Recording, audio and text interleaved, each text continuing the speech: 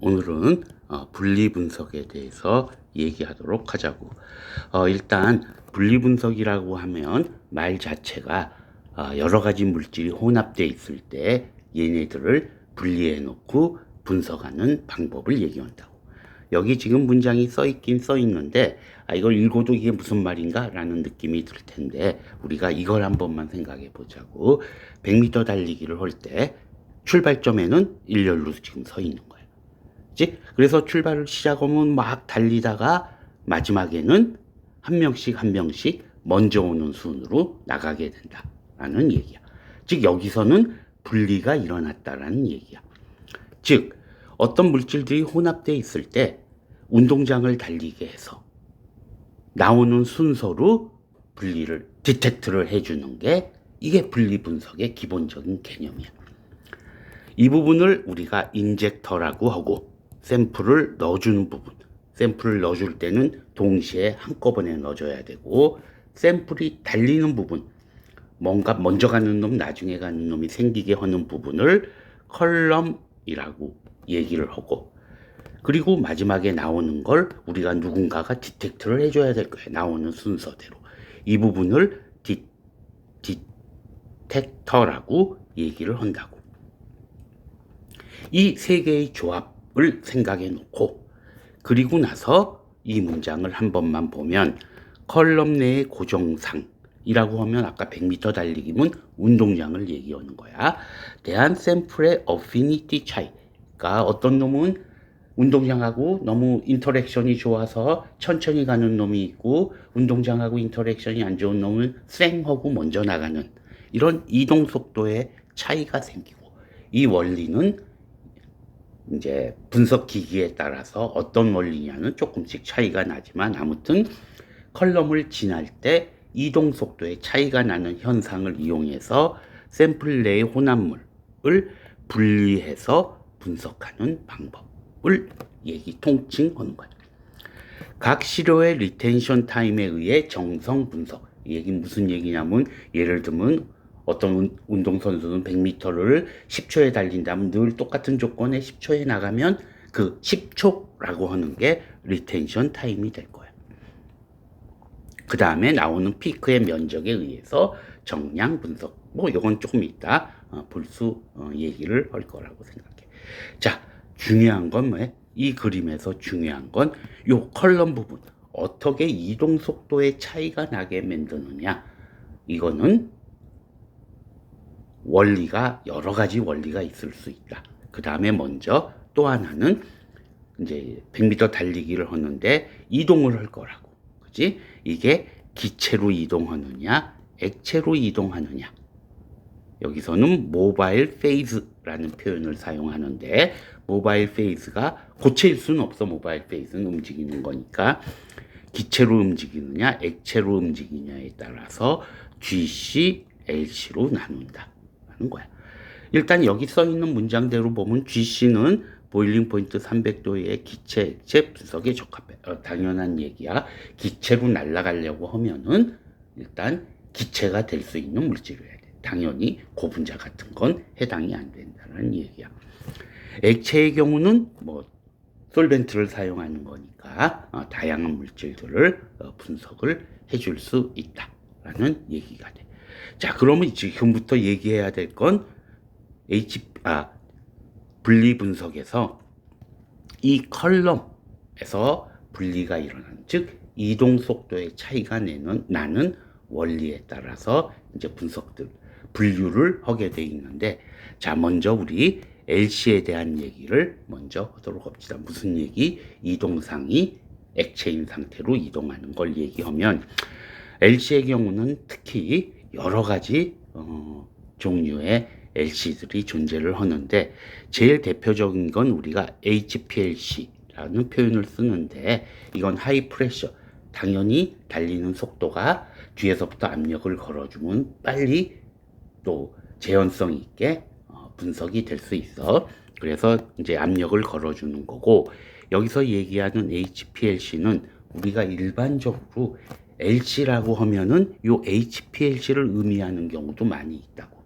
그래서 오늘 주로 얘기하려는 건 요 HPLC에 대한 얘기를 할 거고, LC, 즉 분리분석인데 이동상이 액체인 어떤 기기들은 예를 들면 FPLC라고 하는 게 있어요. 여기 이제 영어 프로틴을 분석해 주는 건데, 밑에 간단히 썼지만 이거는 뭐 분리분석이라기보다는 단백질을 퓨리파잉 하는데, 정제하는데 사용하는 방법이라고 생각하면 될 것 같고, 아이온 익스체인지 크로마토그래피는 이온 교환, 그러니까 이온성 물질들을 뭐 분석해주는 개념이 될 거고, 뭐 이런 부분은 그냥 넘어가고, 그 다음에 또 하나 GPC, 내가 지금 볼드로 쓴 글씨의 GPC, 얘는 젤 퍼미에이션 크로마토그래피로서 LC의 한 종류라고.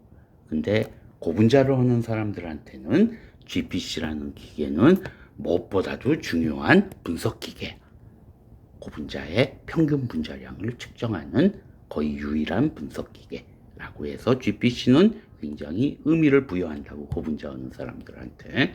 근데 이제 화학적인 관점에서 그냥 넓게 보면은 GPC는 LC의 한 종류다 라는 얘기야. 근데 우리가 보통 LC라고 얘기할 땐 이 HPLC를 얘기하는 경우가 많고, GPC는 따로 GPC라고 표현을 해. 일단 나는 HPLC에 대한 얘기, 그리고 GPC에 대해서 간단히 얘기하는 걸로 하자고.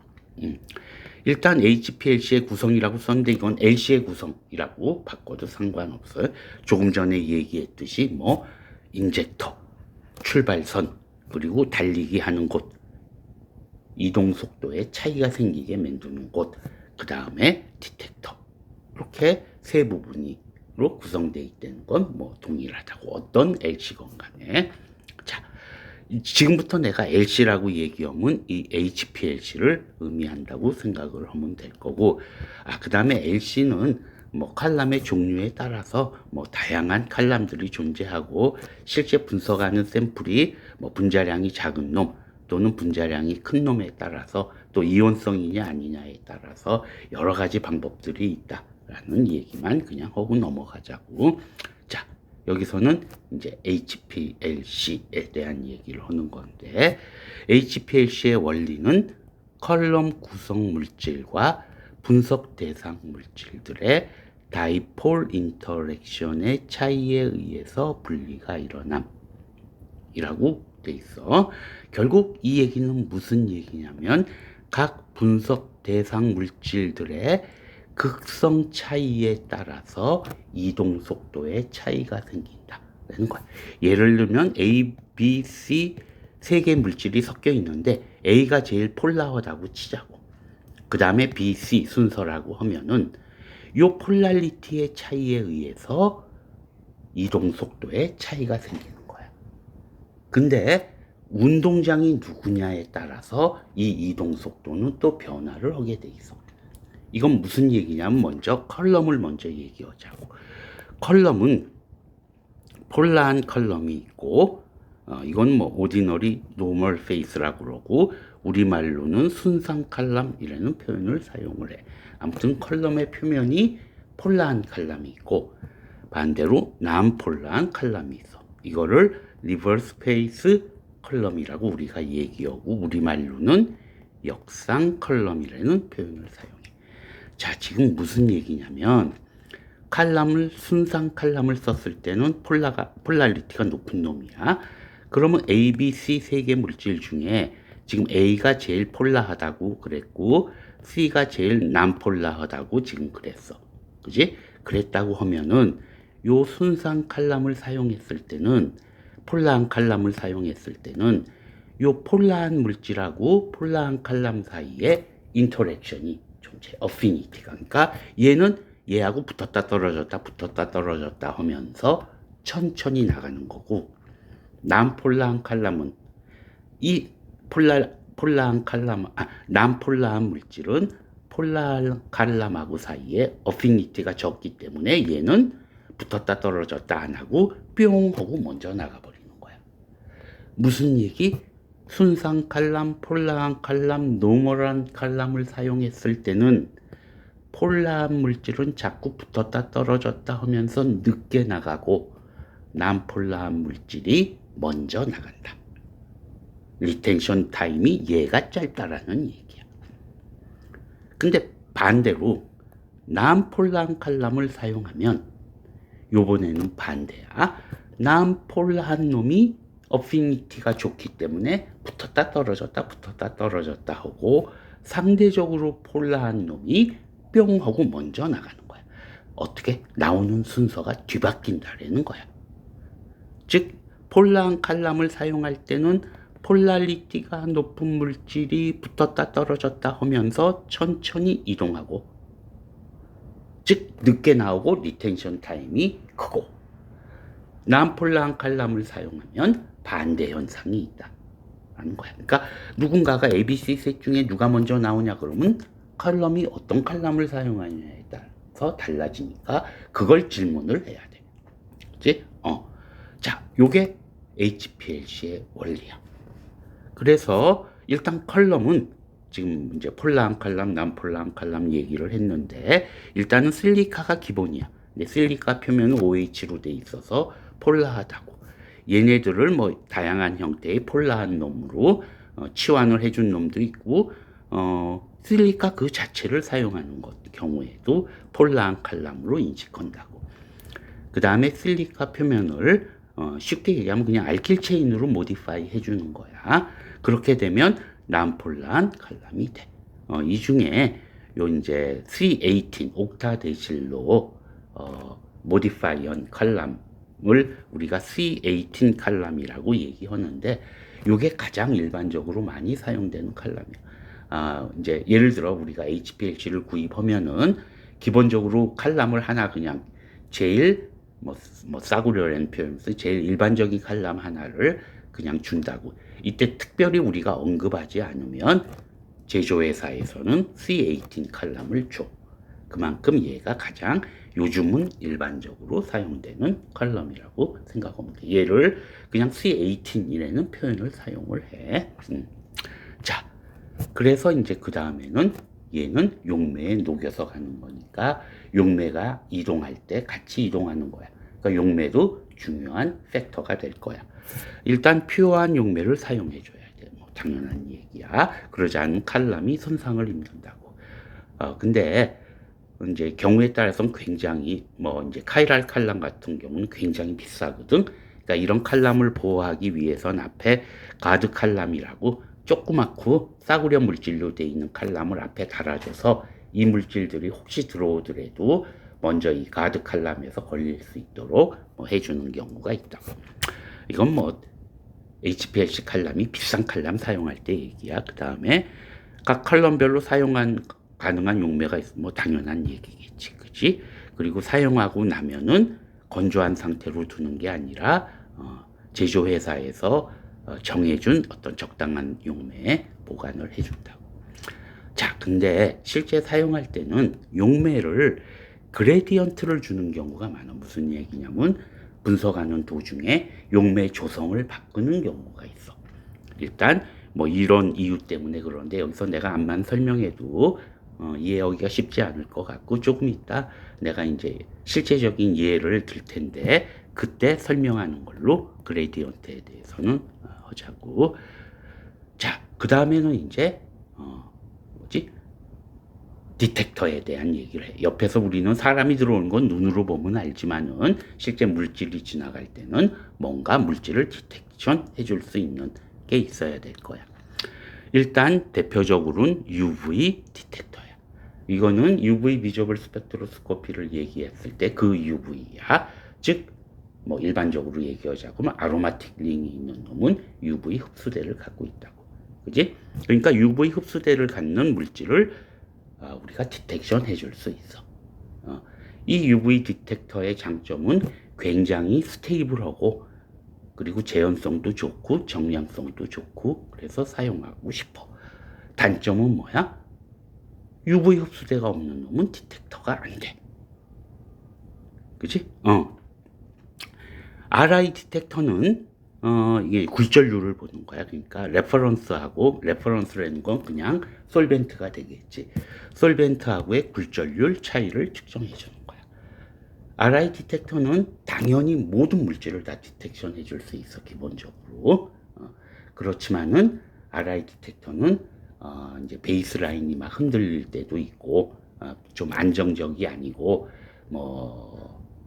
또 굴절률이 낮은 놈도 있을 수 있고, 그래서 일단은 UV 디텍터보다는 약간 불안정하다고 생각을 하면 될 것 같아. 그 다음에 세 번째는 플로레센스 디텍터, 형광 광도계라고 하는 건데, 이거는 당연히 형광 물질에만 적용할 수 있는 거고, 얘는 뭐 굉장히 낮은 농도에서도 워낙 형광 물질은 감도가 좋기 때문에 측정해준 어떤 특별한 케이스의 디텍터라고 생각을 하면 돼. 그 다음에 이제 네 번째로 ELSD 디텍터라고 하는 건 일단 굉장히 농도가 낮은 이제 샘플들의 경우 얘네들을 솔벤트를 날려보내고 이베퍼레이션 시키고, 그리고 라이트 스캐터링으로 보는 방법이야. ELSD 방법은 UV 발색단이 없는 경우에도 당연히 그러니까 모든 물질을 측정해 줄 수 있고, 그 다음에 이제 우리 실록상계 고분자 같은 경우는 RI에 대한 검출 강도가 낮대. 즉 굴절률이 크게 변하지 않는 이런 물질들은 사실 RI 디텍터로 디텍션 해주기가 굉장히 힘들다고. UV 발색단도 없고 그러면 적당히 디텍션 해줄 수 있는 방법이 없어. 그런 경우에는 ELSD 방법으로 분석을 해줄 수 있어. 참고로 얘는 제법 비싸. 아무튼 여러 가지 측면에서 우리가 일반적으로 사용하는 디텍터는 위에 두 개, UV하고 RI 디텍터예요. 뭐 예전에 이제 HPLC를 내가 구입할 때도 요 두 개를 예산이 허용하는 한 가능하면 이 두 개의 디텍터를 사용해서 붙여놓고 자기 분석 대상 물질에 따라서 적합한 디텍터를 사용을 하면 돼. 근데 아까 UV 디텍터의 경우 UV 흡수대를 안 갖으면은 디텍션이 안 되는 게 단점이다라고 얘기를 했지만, 사실은 얘는 장점으로 작용할 수도 있어. 이 부분들은 이 두 개의 디텍터의 차이에 대해서는 조금 이따가 실제적인 예를 보면서 한 번만 더 얘기하도록 하자고. 자, 그래서 디텍터는 뭐 RI 디텍터, 뭐 UV도 비슷하지만 결국 어떻게 레퍼런스라고 하는 건 그냥 지금 용매를 얘기하는 거야. 그냥 솔벤트만 이렇게 집어넣고 이렇게 흘려주고, 그 다음에 샘플은 이렇게 흘러나오고, 그지? 그렇게 되고 이쪽에서 빛을 쪼아줘서 굴절률을 보는 거야. 그러니까 샘플 용액에 샘플이 안 들어가 있으면 당연히 얘네 둘 같은 용매가 흐르는 걸 베이스 라인으로 잡아주고, 이쪽에 어떤 물질이 포함되어 있으면 당연히 굴절률이 변화하겠지. 그지? 그 굴절률 변화를 보는 게 RI 디텍터라고 생각을 하면 돼. 자, 그래서 이제 실제적인 예를 잠깐만 보자고. 이건 전부 내가 실제적으로 했던 것들인데, 메타미포프라고 하는 농약이 있어. 농약을 내가 합성한 건 아니고 이제 정제한 적이 있는데, 크루드한 놈, 사갖고 온 놈은 이렇게 불순물들이 이렇게 나온다고. 일단 메타미포프는 구조가 이렇게 돼 있고 당연히 UV 디텍터를 사용해서 측정을 했어. 칼럼은 C18이라고만 써 있어. 그러니까 무슨 칼럼을 사용한 거야? 사용한 칼럼은 역상 칼럼, 남폴랑 칼럼을 사용한 거야. 그래서 얘를 퓨리파이 했더니 이렇게 깨끗하게 나왔다. 불순물 없이. 뭐 이런 거를 HPLC로 증명하는 거고, 사실은 이 면적 B를 갖고 순도를 계산해 주기도 해. 근데 사실은 이제 얘가 누군지도 모르기 때문에 그게 정확한 순도를 의미하진 않지만, 우리가 그냥 HPLC 순도라고 얘기하면 여기서 나타나는 면적의 B, 얘가 99%, 얘가 1%, 뭐 이런 식으로 아주 심플하게 계산은 해줘. 자, 얘 두 번째는 지금 약간 구조가 복잡한데 그냥 너무 심각하게 생각하지 말고 예전에 지금 요 카멜리오사이드 A라고 하는 물질이 있어. 얘는 캠페롤이라고 하는 폴리페놀이지. 폴리페놀에 당이 3개가 붙어 있는 거야. 사실은 카멜리오사이드 B라고 하는 물질도 있어. 근데 당의 종류가 조금 다르지만 캠페롤에 당이 3개 붙어 있는 놈이야. 아무튼 카멜리오사이드 A하고 카멜리오사이드 B를 효소를 사용해서 이렇게 당을 띄어낸 거야. 그지? 그래서 카멜리오사이드 A하고 B가 원료 물질이야. 얘는 당이 3개 붙어 있는 거고 중간체로 NF라고 하는 건 당이 하나만 띄어져서 2개 있는 거. AS는 당이 하나만 있는 거. 그 다음에 캠페롤 KR은 당이 다 떨어진 놈을 의미하는 거야. 요걸 이제 여기서부터 이쪽으로 효소 반응을 시켜서 반응 중간체에 HPLC를 찍어서 반응이 얼마나 진행됐는지를 보는 거라고.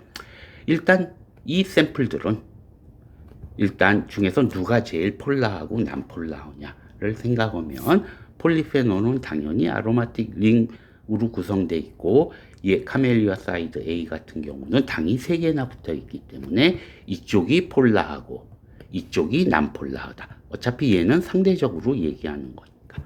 그지? 근데 누가 먼저 나왔어? 폴라한 놈들이 먼저 나왔어. 그지? 그러니까 난폴라한 놈이 나중에 나왔고. 그러니까 칼럼은 어떤 칼럼을 사용한 거야? 난폴라한 놈이 나중에 나왔다는 얘기는 컬럼하고 자꾸 붙었다 떨어졌다 하면서 늦게 나왔으니까 칼럼은 난폴라한 칼럼이 사용된 거고 어떤 칼럼? 지금 여기 보면 C18 칼럼을 사용한 거야. 그건 알 수 있어. 그 다음에 디텍터는 UV 디텍터를 사용할 수 있어. 왜? 캠페롤은 이와 같이 아로마틱 링을 포함하고 있으니까 당연히 UV 디텍션이 될 거야. 근데 여기서 솔벤트를 지금 아까 얘기했던 지금 솔벤트를 지금 그레디언트를 준 거야. 무슨 얘기? 14분까지는 요런 비율을 갖는 솔벤트를 사용하고 14분 이후에는 요런 비율을 갖는 솔벤트를 사용했다라는 얘기야. 이 얘기는 지금 무슨 얘기냐면은 지금 카멜리오사이드 A, B, NF, AS, 캠페롤 이렇게 5개 물질을 놓고 보면은 카멜리오사이드 A하고 B는 분리하기가 쉽지 않을 거야. 이건 상식선에서 당이 3개 붙어 있는 건 같지만 당의 종류가 조금 다른 거거든. 그러니까 A하고 B는 비슷한 물질일 거고 얘네들은 당이 하나씩 떨어져 나간 거니까 극성의 차이가 좀 클 거다고. 그러니까 2개가 구분하기 힘든 놈은 어떻게 이동 속도가 느리게 해야 그나마 생기는 차이가 조금이라도 커질 거라고. 그러니까 처음에 시작할 때는 어떻게 이동 속도가 매우 느린 조건에서 분리를 시작하는 거야. 됐어? 그리고 지금 이제 14분에서 바꾸는데 이제 여유 있게 14분쯤 되면은 얘네 둘이 나온 다음이잖아. 근데 그대로 그냥 진행하면 어떻게 되는 거야? 얘네들은 세워라 내워라 하고 안 나오는 거야. 워낙 천천히 가니까. 근데 얘네들은 이미 요렇게 2개가 나오고 나면 요 3개 사이는 폴라리티 차이가 크니까 이제는 빨리 나오게 해도 상관이 없다고. 그러니까 그 다음에 빨리 나오게 하는 거야. 빨리 나오는 솔벤트 시스템으로 바꿔준 거야. 그래서 분석이 30분 안에 끝나는 거야. 만약에 이 조건으로 쭉 했으면 1시간이고 2시간이고 걸렸을 거고 처음부터 이 조건으로 했으면 얘네 둘이 분리가 안 일어났을 거야. 그치? 그러니까 그레디언트가 굉장히 중요한 거야. 그러니까 똑같은 의미야. 분리를 좋게 하기 위해서 천천히 하는 거고.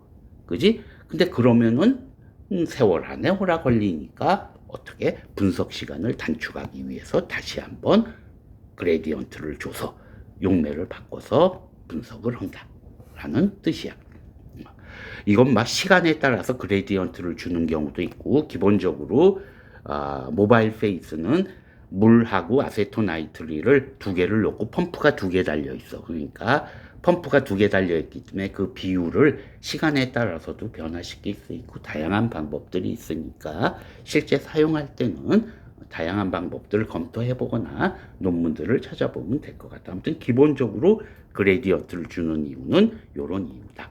그 다음에 또 하나, 아까 UV 디텍터는 UV 흡수대만 있는 물질을 사용하기 때문에 UV 흡수대가 없는 놈은 안 나온다가 단점이다라고 얘기는 했어. 그렇지만 만약에 이 실험에서 RI 디텍터를 사용했으면 어떻게 됐을까? RI 디텍터를 사용해도 얘네들 다 나오겠지만 RI 디텍터를 사용했다면 가수분해된 당들이 있을 거 아니야? 이 당들도 막 나왔을 거야. 그러면 어떻게 돼? 뭐가 뭔지 모르게 돼. 엉망이 될 확률이 있어. 뭐 실제는 뭐 엉망까지는 안 될지 모르겠지만 훨씬 복잡해지는 게 나와. 왜? 이 분해된 물질들이 같이 나와버리고 그걸 디텍션 해버리기 때문에. 그치? 그러니까 이런 케이스는 UV 디텍터를 사용하니까 이렇게 깨끗하게 나오는 거야. 거꾸로. 거꾸로 무슨 얘기? UV 흡수대가 없는 놈을 디텍션 못 해주는 게 장점이 된다라는 얘기야. 동전의 앞뒷면 같은 거야. 그래서 어떤 디텍터를 사용하냐는 자기 분석하는 조건에 따라서 적합한 디텍터를 사용해야 돼. 그러니까 기본적으로 돈만 있다면 디텍터 2개 붙여놓고 한쪽 원하는 쪽을 사용하면 된다는 거야.